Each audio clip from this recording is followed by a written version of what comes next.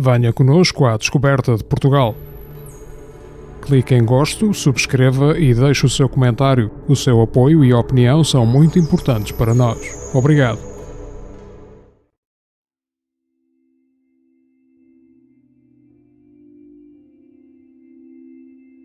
A vila de Castro Laboreiro implanta-se na vertente nordeste da Serra da Peneda, que possui o seu cume mais elevado no alto do Giestoso, a 1336 metros. Situa-se no planalto montanhoso designado como Serra do Laboreiro.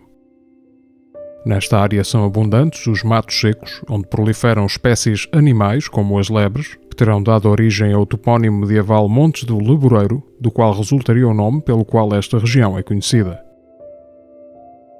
A vegetação desta área inclui urzes, tojos, giestas e cervonais, que servem de alimento para a criação de gado ovino, caprino e bovino.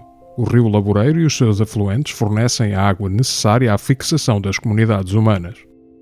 A atividade agropastoril está no centro da vida dos habitantes desta região desde tempos imemoriais, tendo moldado um modo de vida nómada que é único à escala nacional. Castro Laboreiro é a vila que serve de epicentro a um conjunto de dezenas de pequenos aglomerados populacionais designados como brandas, localizadas a maior altitude, e inverneiras, situadas nas cotas mais baixas.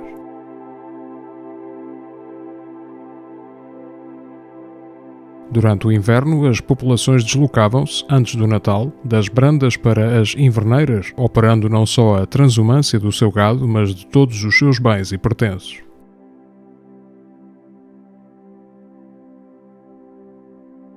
Esta movimentação, motivada pelo extremo rigor da estação fria na serra, conduzia as pessoas e os animais para os vales, onde estavam mais abrigados e onde podiam garantir a sua sobrevivência.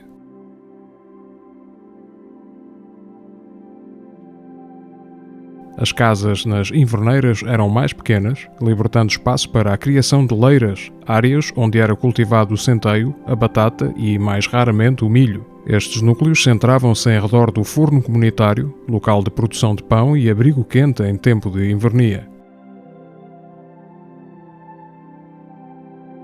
Em março, as mesmas populações regressavam às brandas, antes da Páscoa, em busca de pasto fresco para o seu gado, trazido pela primavera e após o progressivo derretimento da neve.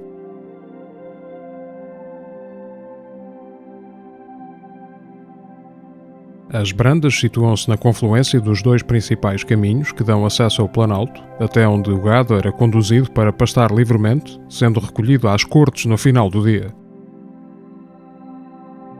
Esta transumância acompanhava assim a mudança das estações e, simultaneamente, o calendário religioso cristão que, no fundo, veio apenas sacralizar os momentos em que estes movimentos sazonais ocorriam desde há milénios.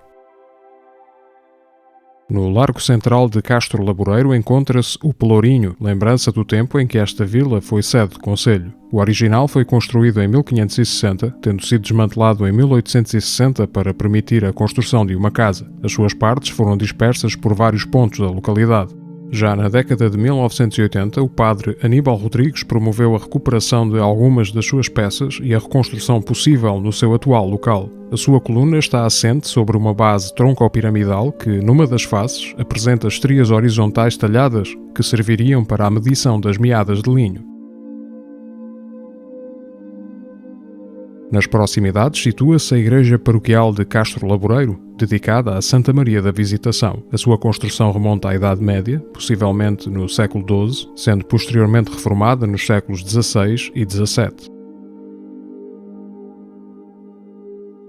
Nas fachadas laterais são visíveis os contrafortes que suportam os arcos da nave central. No canto sudoeste do templo encontra-se um relógio de sol circular. A fachada principal possui um portal de moldura reta e uma torre sineira adoçada do lado esquerdo.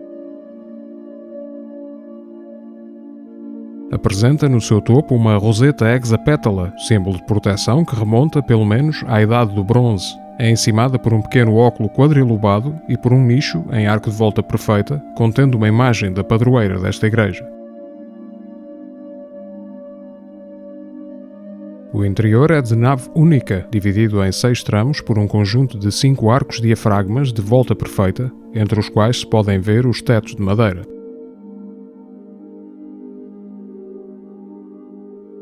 No lado do Evangelho possui uma pia batismal cilíndrica de feitura quinhentista, cuja bacia possui, no exterior, um friso decorado com flores de lis estilizadas em baixo relevo. A capela-mor, totalmente reformulada em 1755, é mais estreita que a nave, possuindo um retábulo em talha polícroma a branco, bege, azul e dourado, em estilo neoclássico. É iluminada por duas janelas e tem teto curvo em madeira. Esta igreja foi alvo de obras de reabilitação em 2015, sendo a galeria lateral norte adaptada para albergar um espaço museológico, onde podem ser vistas diversas peças de arte sacra.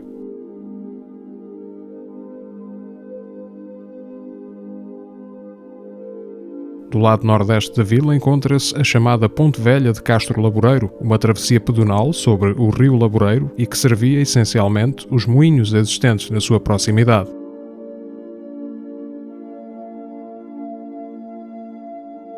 A sua construção terá ocorrido já depois do século XVI, sendo totalmente em alvenaria de granito, com tabuleiro em cavalete sobre um arco único de volta perfeita. O pavimento é em calçada e não possui guardas protetoras. Nos afloramentos graníticos sobre os quais esta ponte assenta podem ver-se algumas marmitas de gigante, depressões arredondadas existentes no leito de alguns rios que são causadas pelo movimento giratório de seixos e areias impulsionados pela água.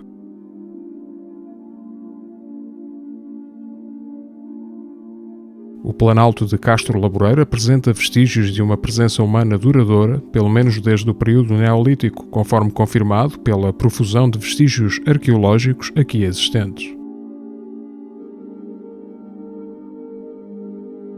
No total, foram identificados, até ao momento, mais de 60 monumentos megalíticos, tratando-se de uma das maiores concentrações de estruturas desta natureza em toda a Península Ibérica.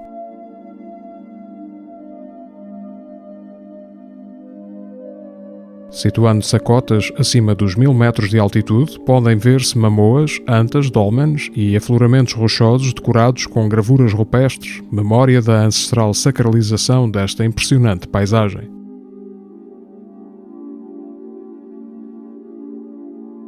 No Planalto de Castro Laboreiro existem também vestígios importantes da presença romana, nomeadamente aquele que é o maior e mais antigo acampamento encontrado no atual território português. No topo de um monte, localizado a sudeste da vila, com 1033 metros de altitude, encontra-se o Castelo de Castro Laboreiro. A ocupação deste local remontará ao século VI a.C., ainda durante o período castrejo.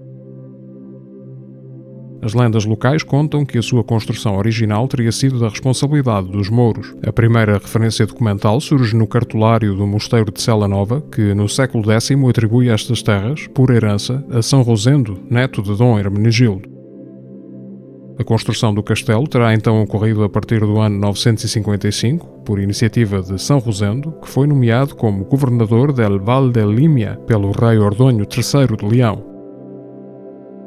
Mais tarde, no ano de 1140, Dom Afonso Henriques, futuro rei Afonso I de Portugal, conquistou a povoação de Laboreiro aos leoneses, ordenando a reparação das suas defesas em 1145. O castelo passou assim a integrar a linha fronteiriça da defesa dos domínios de Portugal no seu extremo norte, num empreendimento que seria concluído durante o reinado de Dom Sancho I. Em 1212, o castelo foi arrasado durante uma invasão desta região por tropas do Reino de Leão. O rei Dom Afonso III viria a elevar Laboreiro a vila através de uma carta de foral passada em Lisboa no dia 15 de janeiro de 1271, sendo concedido o privilégio de aqui não serem recrutados soldados. A vila fez parte do Condado de Barcelos até 1834, sendo comenda da Ordem de Cristo desde 1319. Cerca de 1290, o rei Dom Dinis promoveu a reconstrução do castelo, altura em que assumiu a sua planta atual. O castelo possui uma planta oval e alongada, adaptando-se ao relevo muito irregular, escarpado e pedregoso do local onde se implanta, estando orientado num eixo norte-sul. A sua arquitetura é românica, apresentando elementos góticos presentes na integração de cubelos e pequenos torreões nos panos de muralha da Alcáçova. Está dividido em 2 núcleos.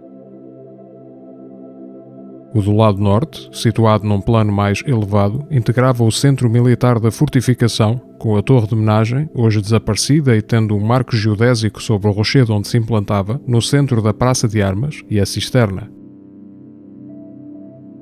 Possuía duas portas. A principal, voltada a leste, era denominada como Porta do Sol e a Porta da Traição, também conhecida como Porta do Sapo, localizada a norte, em arco de volta perfeita. O núcleo do lado sul, implantando-se num nível inferior, constituía um recinto secundário, separado por um pano de muralhas orientado no sentido oeste-oeste. Era acessível através de um portal em arco pleno. A função primitiva desta área era o recolhimento de gado e de bens no caso de uma ameaça, tornando-o num espaço único na arquitetura militar portuguesa, revelando a importância da atividade pastoril nesta região. Na muralha do lado sudeste existem duas portas, sendo que uma destas, atualmente, dá acesso ao caminho que conduz ao castelo a partir da vertente sul, que é mais longo e menos escarpado que o caminho voltado a norte.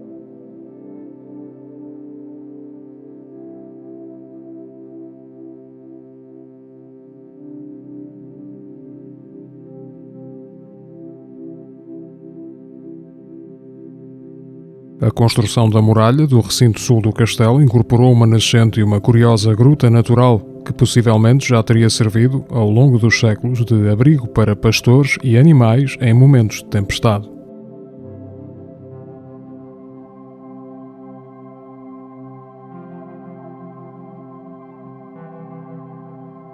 Também aqui podem ver-se incisões feitas nos rochedos, memórias da extração de blocos de granito utilizados muito provavelmente na construção desta fortificação.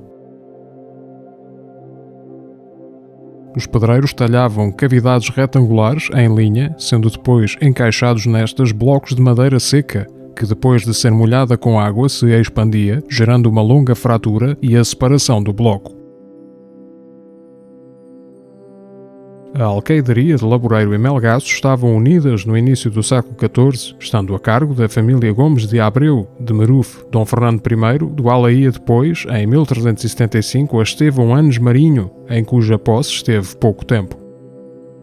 Durante o reinado de Dom Manuel I de Portugal, o castelo é desenhado por Duarte de Armas no seu Livro das Fortalezas, datado de 1509. Nessa representação é possível observar as muralhas reforçadas por 5 torres de planta quadrangular. Ao centro vê-se a torre de homenagem, também de planta quadrangular, precedida por outra estrutura, surgindo a cisterna do lado norte. Em plano inferior aparece representada a vila. Dom Manuel I outorgou Foral Novo a 20 de novembro de 1513, a altura em que a vila se passou a denominar oficialmente como Castro Laboreiro. Refira-se que a palavra Castro designa, na generalidade, uma povoação fortificada.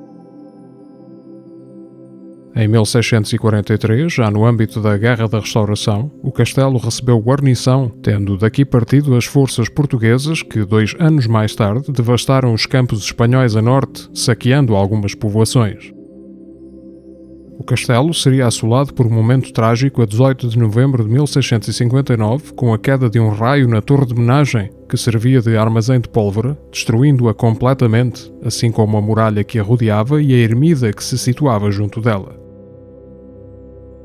Em maio de 1666, o general Baltazar de Rojas y Pantoja conseguiu conquistar o castelo de surpresa após apenas 4 horas de batalha, tendo designado como governador da praça Dom Pedro Esteves Ricarte.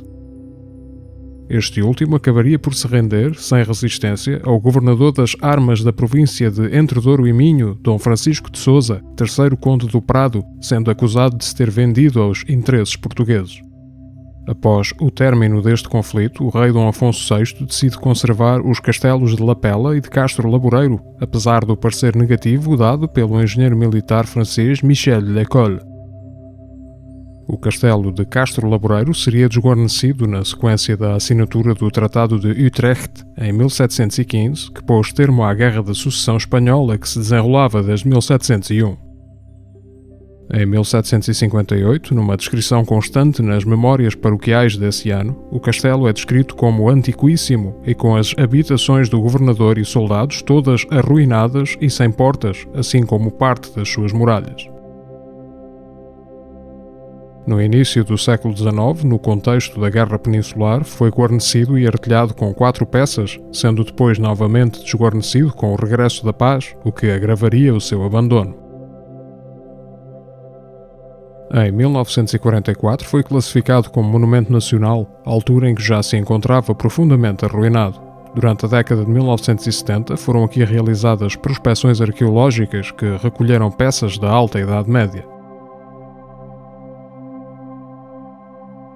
A Câmara Municipal de Melgaço, em cujo concelho Castro Laboreiro se encontra integrado desde a segunda metade do século XIX, promoveu obras de valorização e melhoria dos acessos a este castelo, que se encontra integrado na área do Parque Nacional da Peneda Gerês.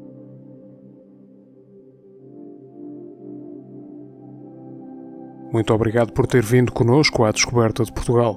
Se gostou do vídeo, por favor clique em gosto e subscreva o canal para acompanhar as nossas novidades.